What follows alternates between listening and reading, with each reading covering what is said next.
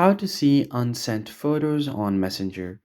First thing you have to do is head over to your Messenger app and make sure that you're logged in.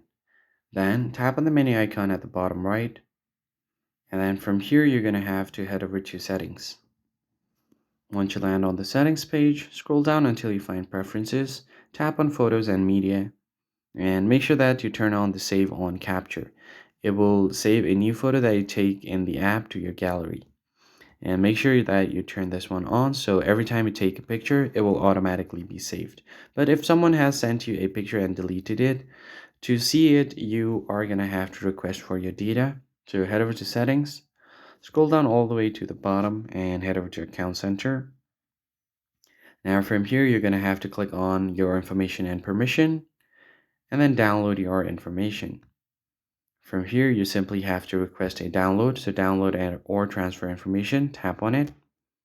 Select your Facebook since it's connected to your Messenger and then tap on next.